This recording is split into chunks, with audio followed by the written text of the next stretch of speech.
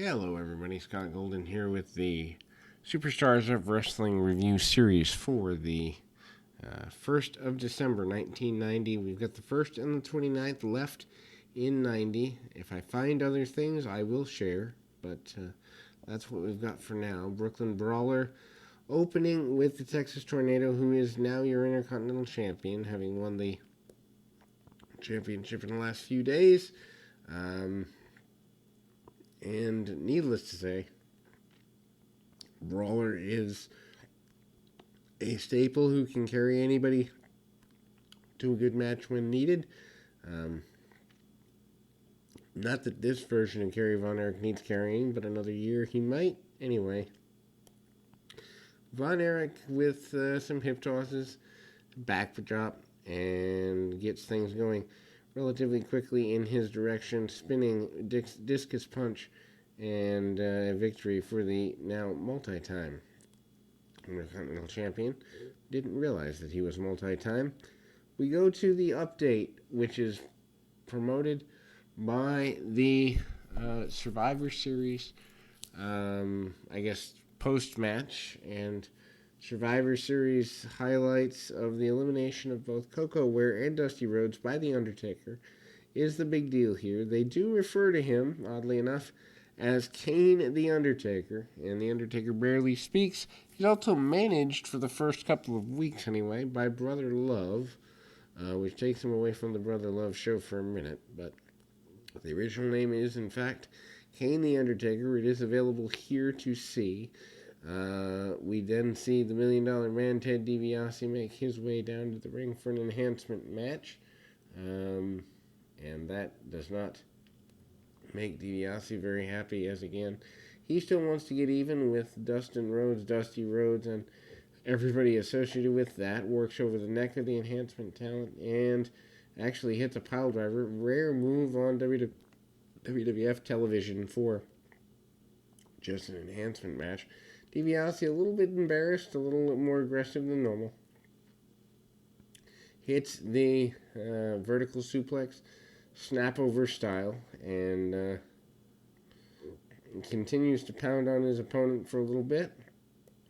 Power slam, and then the $1 Million Dream victory, and the $1 Million belt is presented yet again. Not that we've seen it a ton here, but Coliseum Video takes us to the review piece for the Gobbledygooker.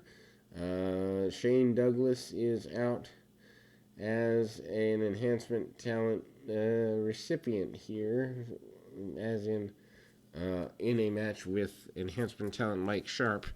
Sharp hits a few quick shots on Douglas. Douglas only around for a couple of months here. Monkey flip out of the corner.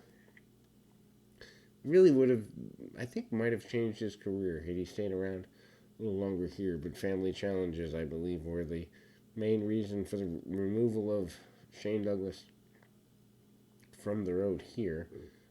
Douglas sends Sharp into the buckle several times and eventually gets himself a victory in relatively quick order.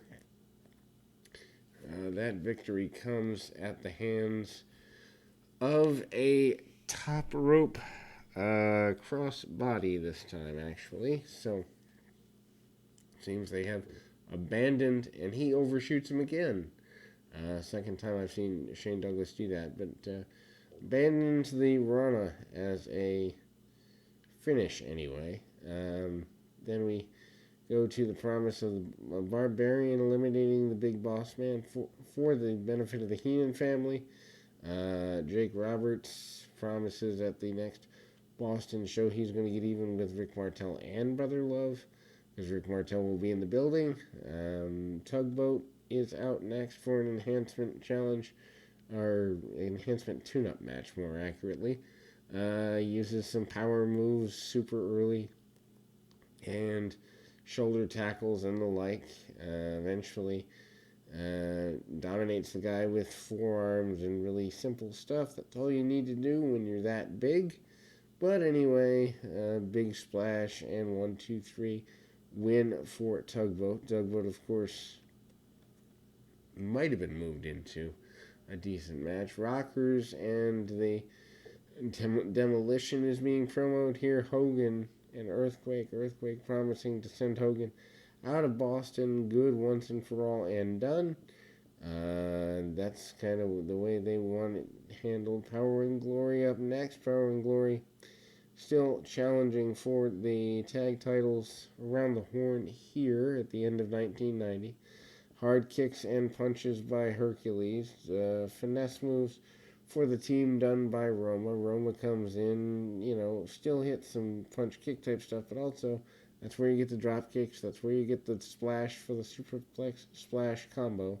That eventually ends our enhancement match here. And Power and Glory, an amazing team. Also, beautiful drop kick by Roma. If you haven't seen one of his drop kicks, worth checking out. Brother Love show up next, and Brother Love interviews the benefit of Jim Duggan, who says that Sergeant Slaughter's lost his way, needs to be dealt with, needs to stop mocking the United States of America. Duggan, of course, carrying the 2x4 and the flag. Smart to have, especially during wartime. Really smart to have a guy who is super patriotic. As much as it's not my thing, I understand that. I just don't understand having whole angles based around patriotism when you're a worldwide company. And I understand the American flag because, well, if America's at war and you don't have at least one patriotic character, it's going to look weird, especially in 1990. I don't think it would look weird now. Personally, I think nationalistic and patriotic pride in all countries should be eliminated and we should be one people, but I don't think human race is ready for that yet. Anyway, Jimmy Snuka with a enhancement talent match here, double chops and the like, really basic stuff, backbreaker by Snuka and the top rope splash. Snuka still looking good body-wise, but even beginning to age in his facial features. Then we see Mr. Fuji out with his team, the Orient Express. Odd that they're still with Fuji because of the run there. And there's my phone. So I will be back in 2 shakes of a lamb's tail.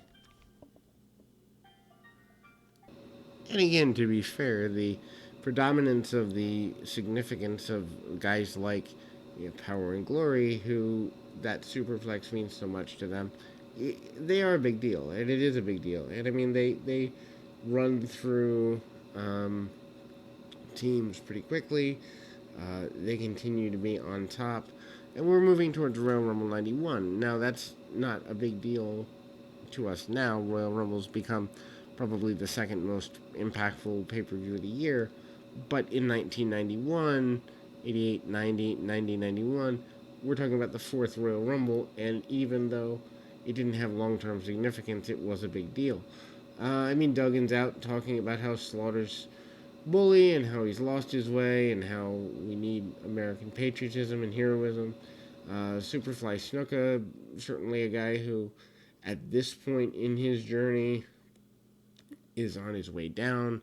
He still has a couple of good years left with an ECW championship run or two in 93, 94, but, we're 5 years away from Snuka being completely reduced to independent for the most part, except a guest cameo here and there. And that's really interesting that his run on top, which, by the way, the win he has in the enhancement match here is just basically backbreakers, chops, and the Superfly Splash, is still a big deal.